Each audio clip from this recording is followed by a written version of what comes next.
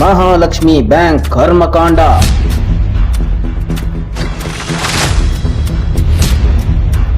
ಕೋಟಿ ಕೋಟಿ ಹಣಕ್ಕೆ ಪಾಂಗನಾಮ, ಆತ್ಮಹತ್ಯೆ ಒಂದೇ ದಾರಿ ಎಂದ ಠೇವಣಿದಾರ.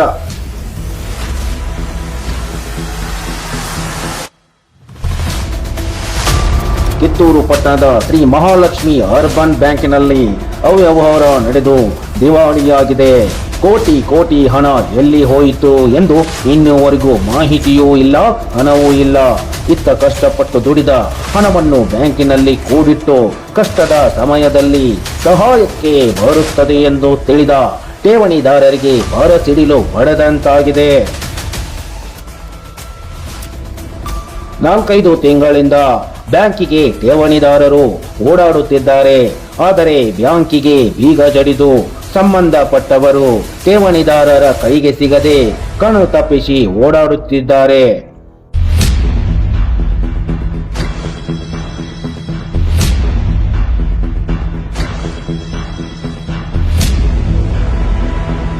ಎಷ್ಟೋ ಬಡ ಕುಟುಂಬಗಳು ಹಣವನ್ನು ನಂಬಿ ಕುಳಿತಿರುವ ಠೇವಣಿದಾರರು ಇವತ್ತು ಕಣ್ಣೀರು ಹಾಕುತ್ತಿದ್ದಾರೆ. ಒಂದು ಕುಟುಂಬದಲ್ಲಿ ಕ್ಯಾನ್ಸರ್ ರೋಗದಿಂದ ಬಳಲುತ್ತಿದೆ. ಆಸ್ಪತ್ರೆಗೆಂದು ಇಟ್ಟ ಹಣ ಕೈ ಕೊಟ್ಟಿದೆ ಎಂದು ಕಣ್ಣೀರು ಹಾಕುತ್ತಿದ್ದಾರೆ. ಇನ್ನೋರ್ವ ಠೇವಣಿದಾರ, ನಾನು ಬೇರೆಯವರಿಗೆ ಸಾಲ ಕೊಡಬೇಕು, ನನಗೆ ಸಾಲಗಾರರು ದಿನನಿತ್ಯ ಕಿರುಕುಳ ನೀಡುತ್ತಿದ್ದಾರೆ. ವೇಳೆ ನಾನು ಆತ್ಮಹತ್ಯೆ ಮಾಡಿಕೊಂಡರೆ ಬ್ಯಾಂಕಿನವರೇ ಕಾರಣ ಎಂದು ಹೇಳಿರುವುದು ಆ ಕುಟುಂಬದಲ್ಲಿ ಆತಂಕ ಮೂಡಿಸಿದೆ. ಮಹಾಲಕ್ಷ್ಮಿ ಬ್ಯಾಂಕಿನಲ್ಲಿ ದಿವಸ 50 ಹಿಂಗೆಲ್ಲ ಕಲೆಕ್ಷನ್ ಮಾಡಿ ನಮ್ಮ ಹೊಟ್ಟೆಪಾಡಿಗಾಗಿ ಅದಕ್ಕೆ ಕೇಳಿದರೆ ಅವರು ಈ ತಿಂಗಳು 23 ಕೊಡ್ತೇನೆ, ಅದನ್ನು ಕೊಡ್ತೇನೆ, ಇದನ್ನು ಕೊಡ್ತೇನೆ ಅಂತ ಹೇಳಕತ್ತಾರೆ.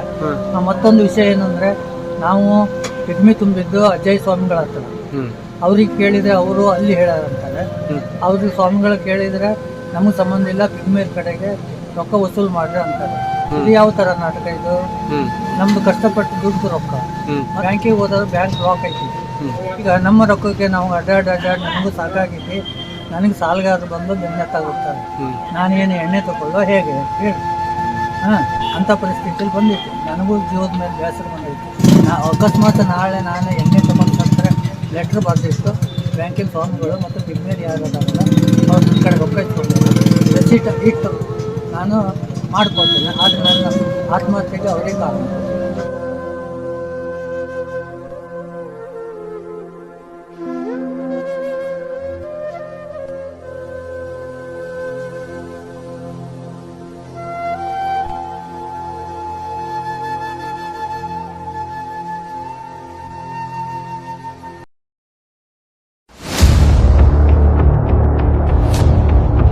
ಠೇವಣಿದಾರರು ಬ್ಯಾಂಕಿಗೆ ಸಂಬಂಧಪಟ್ಟ ವ್ಯಕ್ತಿಗಳಲ್ಲಿ ಹಣ ಕೇಳಲು ಹೋದರೆ ಧಮಕಿ ಹಾಕುತ್ತಿದ್ದಾರೆ. ಅಷ್ಟೇ ಅಲ್ಲದೆ, ನೀವು ಯಾರ ಬಳಿ ಹಣ ತುಂಬಿದ್ದೀರಿ ಅವರ ಬಳಿ ಹೋಗಿ, ನಮ್ಮ ಹತ್ತಿರ ಬಂದರೆ ಕಥೆನೇ ಬೇರೆ ಎಂದು ಧಮಕಿ ಹಾಕುತ್ತಿದ್ದಾರೆ ಎಂದು ಠೇವಣಿದಾರರು ಆರೋಪಿಸಿದ್ದಾರೆ.